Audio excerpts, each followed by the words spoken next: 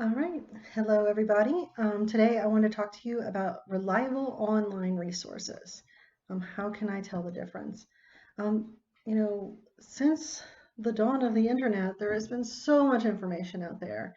And it's a wonderful resource, but the problem is you have to kind of find and where are the good resources at. It's kind of like going to like a giant sale at a store going out of business sale. You're going to have to probably like sift through some junk to find something really good and really good deal. So think of it like that for your online resources. Um, and so that's what I want to talk about is like what are some of the characteristics, the traits, and some examples of both. Okay. So one example would, let's talk about traits of reliable websites. So usually it has a copyright date at the bottom. Also, publisher is on there somewhere. So there's a company out there who has put their name on it and a date on it, and so we know where it's from and that someone is watching it and cares about the information they put on there. And so especially when they add that copyright, um, they use trusted domains. So the domain is like the domains like .gov and .edu are most of the time, very reliable. .edu may be a little bit, you gotta watch it a little bit, but .com or commercial sites, and you can get that easily. .org, I would like to say is definitely reliable, but is not. You'll have to find other things to judge it by, because that would be organizations. A minimum amount of ads. I can't say that there won't be any ads at all. And some news sources, will have a lot of ads, even though they might be reliable. But one of the things you can do is also look at those ads and say, are there things in those ads maybe, are these ads like quality ads, or is this something just anyone's put up? Because I mean, I can create a website and get someone to put ads on my website. That doesn't mean my website is unreliable or reliable. So examples of reliable websites, a university website. So one that I use all the time for information when it comes to writing, and that I share with you guys is Owl at Purdue. And then there's lots of other university websites out there. So these are usually going to be .edu, just like our Sanjak website, .edu, and they should be pretty reliable. Now, of course, there could possibly be universities out there who are not, you know, well-known universities or reliable universities. It's not always, so that's not a guarantee. None of this is actually like 100% truthfully, and most times. Center for Disease Control. So CDC, it would be a reliable website. Right now, a lot of us are getting a lot of information on the coronavirus. But if you want, good statistics and you want information where it's just information and no one's interpreting it or sensationalizing it, going to the CDC. Another one would be the World Health Organization, or WHO. They would also have reliable information on health issues in the world. Mayo Clinic and other, hospitals and research facilities, these are going to be reliable. So say you're talking about cancer, in Houston ourselves, we have, large hospitals, and so many hospitals would be reliable.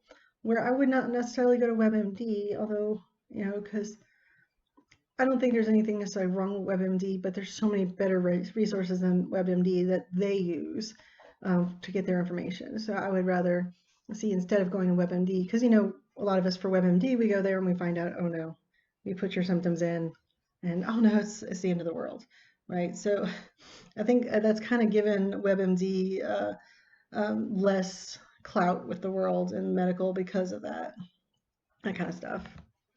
Encyclopedia Britannica, so we talk about Wikipedia, but then there's also Encyclopedia Britannica, which you have access to usually, especially so if you're just looking for a quick encyclopedia information, then that would be pretty reliable. Or other encyclopedias or dictionaries, like, so if you're going to Oxford English Dictionary, that's going to definitely be reliable. Environmental Protection Agency, so say you're talking about water pollution or air pollution or anything to do with the environment, that's a government agency and they're generally pretty unbiased. That's one of the things that's going to be a real big one for examples of reliable websites is they're going to be unbiased. They're just going to, here's the information. And that's good. When we talk about news sources, that'll be a big one. Traits of unreliable websites, strong biased opinions. So if you see something and it's very one-sided, like that's why if I was doing environmental issues, I wouldn't necessarily go to maybe someone like PETA, because PETA is very biased. And they're going to talk about, just their point of view and bring up information that backs up their point of view. And it's not going to necessarily be, I'm sure they're not lying, but there is going to be a bias. Large amounts of ads, especially inappropriate ads, and I think you guys know what I mean by inappropriate ads. No resources or references. So like, I have no idea where they got this information. They never say where they get the information from. And so that's why you guys, when you're doing your own research papers and you say where the information came from, that's important, because that makes you more trustworthy. Well, if you're going to a website and they don't bother to tell you their resources, they're just, whether they did the study or they got the study from someone else that was reliable, or then why would I trust them? Just like I wouldn't trust your research paper if you didn't bother to tell me where you got the information from. No authors, either human or corporate. Sometimes we have corporate authors, there's no human name on there. And so that's okay, though. There's a lot of corporations out there that have people that write underneath them. But if there's no one, there's no corporate authors, no human author, definitely not. Now, just because it's a human author, though, doesn't make it reliable, okay? No copyright or publisher information. Again, no one's putting their name on this. No company's going to put their name on this for publishing. There's no copyright. No one cares about the information. And so it just it brings down the value. Now, of course, an unreliable website doesn't have to have all these things, but it definitely would have some of them. Some examples of unreliable websites: blogs. Blogs come up a lot, and a lot of times blogs, they might have used reputable sources, but that doesn't make them a reputable source. You have to be careful. Again, they're going to sound very opinionated as well, and so that's understandable. But watch out for blogs and vlogs. Social media. Twitter is not going to be your best source, or Facebook, for reliable information. I mean, both have actually gotten in trouble recently by not filtering and just letting misinformation go through no problem. And also like hate speech, things like that. So unreputable news sources. And on the next slide, I'll talk about news sources. And I have a nice diagram to talk about that. And public editable sites. So if I can go on there and change something on it, that's kind of decreases the value already.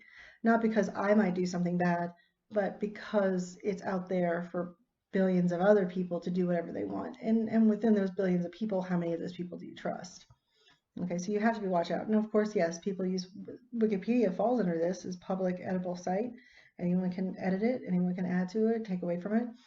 And so that's why it decreases the value some. I can't imagine that on any topic you do, Wikipedia is the only source out there on it. There's other sources that are going to be reliable. It's just the one that pops up at the top of your Google search. That doesn't make it the best, okay, just because it's at the top of the Google search. So let's talk about news sources. Not all news sources are created equally. A lot of times, we all have like our preference to get our news from different sources, but some of us might be surprised when we see this chart that, oh, I normally get my news from there. They're not reliable. So let me show you. So here's this chart right here. And so you'll see over on the left, and this will be on Blackboard as well. So you have, as things move more to the left, they're more liberal and left-leaning. So they're more biased to the left. So that's the partisan bias. And then if it goes more to the right, it's more conservative bias. Okay. Then from here, so at the very fact, this is like original fact reporting. There's no, they don't add anything or take anything away. This is, here's the facts. And this is going to be the original source. You'll notice right here, AP, routers, these things up here, these very top ones, the ones that are like in the middle and at the very top, that's what they do. This is where other news sources, you'll hear them quote AP or routers said or something like, you'll see that inside, like other news sources will quote it, where they sift through the information here and then report it back to you. It's not always their original reporting or their original research.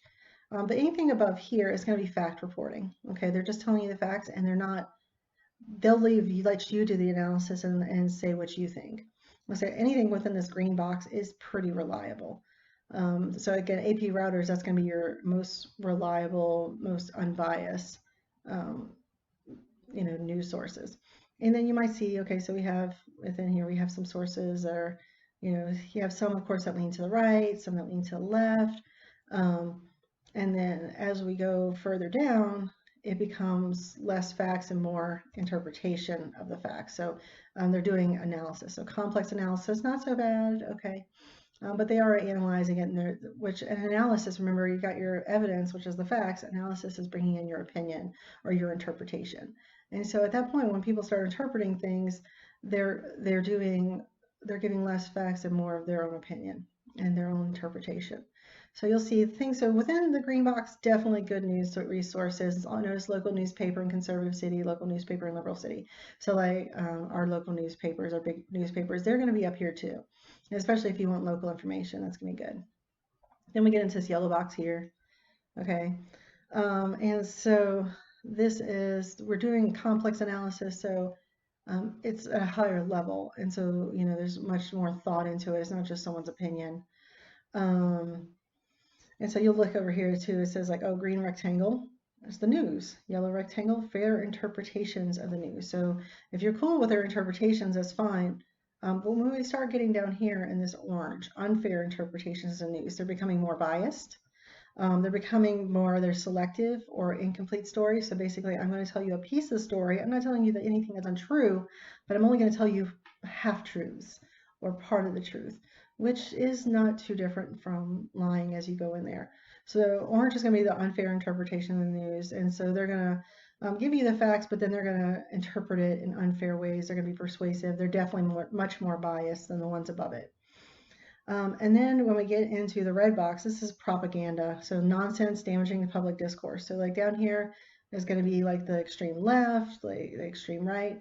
And of course we have in here the National Enquirer, which everyone knows is not true, but I don't know, some people might take it as true. And then so you have at this point when it gets down here, there's like inaccurate fabricated information. So they've been found to lie. And so you definitely don't want to use anything that's within the red. I really don't want you using anything within the orange. Even if it borders, I know that a lot of us, watch CNN or things like that, but what happens is it becomes more, especially certain shows on there are becoming more persuasive, more opinionated, instead of just giving you the facts, and they're more selective in what they're telling you. The green is where you should go first. These are public, like PBS is public broadcasting station, NPR, National Public Radio. Those are good because they're going to give you a little bit more, they have the public in mind, since the public are the ones that pay for it. It's not corporations paying for the information as much. Although corporations do donate to like things like NPR and PBS. And so these are pretty, I can't say they're not biased. I mean, my preference myself is NPR, but I'm sure I could look over here and find good information as well. So it doesn't have to be, but do be careful. Just because you love CNN or you love Fox or something like that, that doesn't mean it's a great resource. You may agree with a lot of things they say, but you're agreeing with their interpretation, and their interpretation is close to your interpretation. But that doesn't make it a good news source. Okay, and so you have to be careful. So this is kind of a really good reference for you to use when you start looking for online resources, to go to these websites and see, do they have information I'm looking for? And they may already have what you're looking for. The main thing is you don't want it to be too old, for especially something like nowadays, a lot of things are changing very often. So something that, when I'm looking at information, again, for the situation we're going through right now, if I look from 2 weeks ago, the situation is going to be much different than it is today, and what the situation is going to become.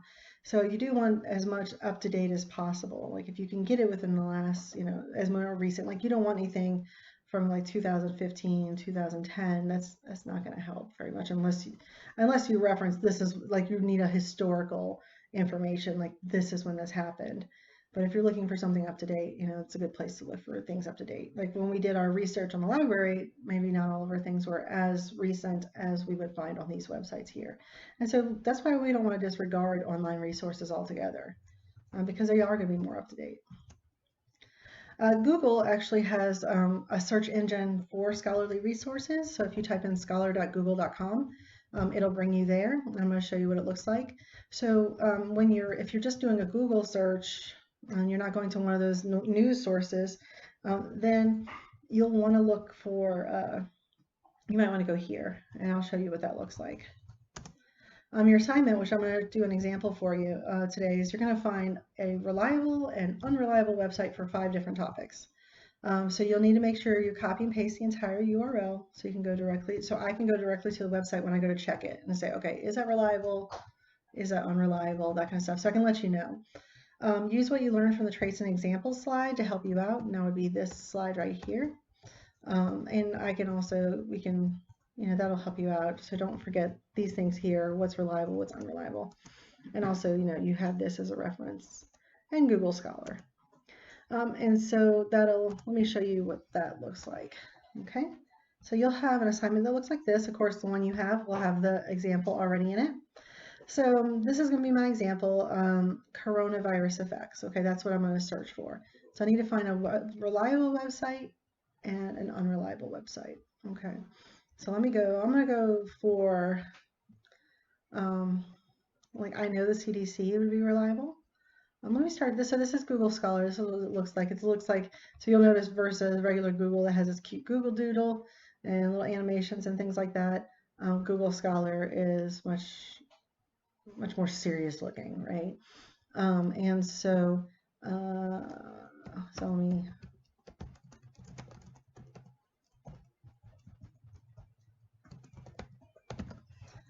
so, okay. So here we have some information. Oops, apparently coronavirus is supposed to be together, silly me. All right. And so like they have, oh, here's information about vaccines in monkeys. And so let's say, okay. And so like, okay, here's a cool PDF. And so it's given me a place where I can find possible good information. So it's done some sources. It shows me how many people are cited it. It even gives me like, oh, if I want to cite it, here, it already created the citation for you to put in your works cited page and to put on your research cards. That's awesome. Okay, so that gives you less work to do when I go, and we obviously remember we're still using MLA citation, so you wouldn't have to go through the process if you had that information that I'm going to show you later. So let me see if I can get this to open for me. It's waiting. This is a PDF, so it's going to be a file. If you ever notice, this says PDF. Let's go ahead and I want to go up here just to see if I can get one that will come up quicker. Okay, so European Respiratory Journal. That sounds good. It sounds like a good journal.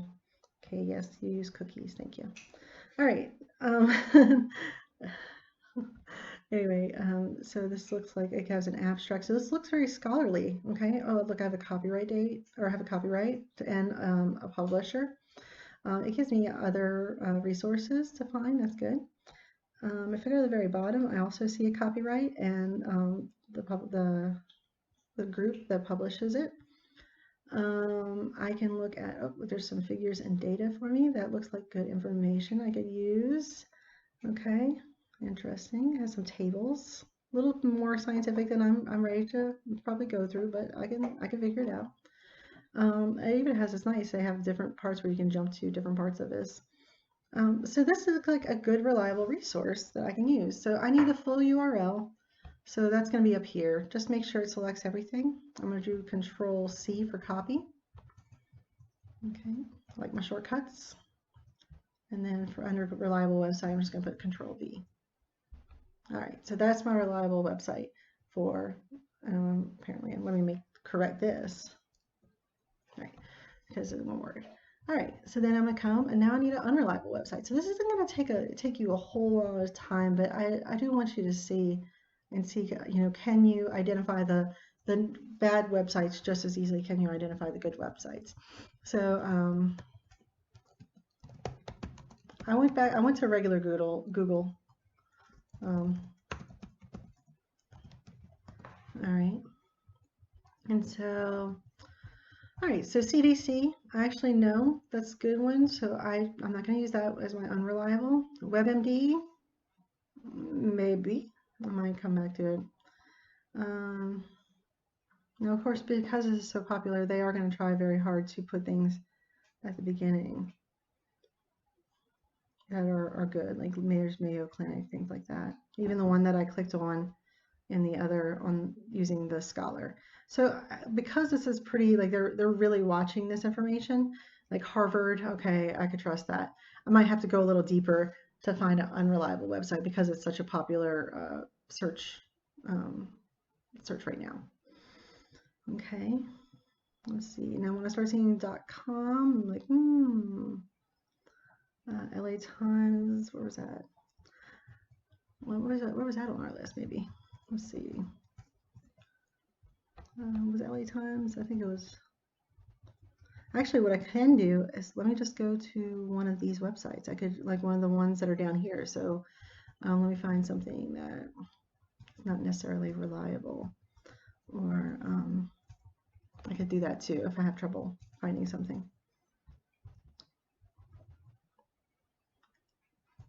Okay.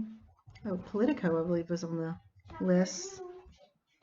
Politico was on the list somewhere. Let's see. No, I don't think it was. No, Politico is up here in the green box. Okay, so we can use that. So let's see, what else?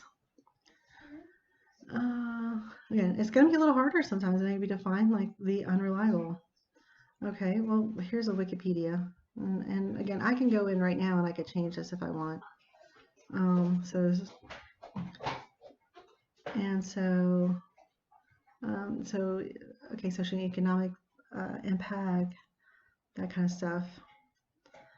They do have some resources. They'll, at Wikipedia, I can go to the bottom and see, okay, what are their resources? How are they finding this information? So, because you want that. Ooh, okay, they have lots of resources, so that's something.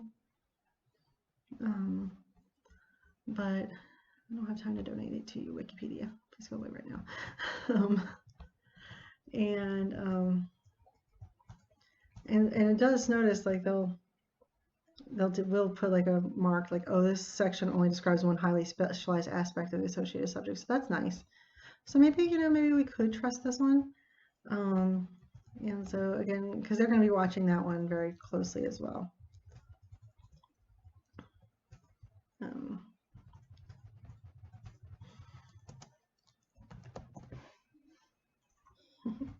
Went ahead and just cheated and put blog in there. All right. And so here, this would be a live blog. Okay. So this is someone's information. Where did they get that information? Did they even say? Okay, it's very opinionated. Things like that. So I'm going to take this one, especially because it is a blog, and so I'm going to go Control C to copy.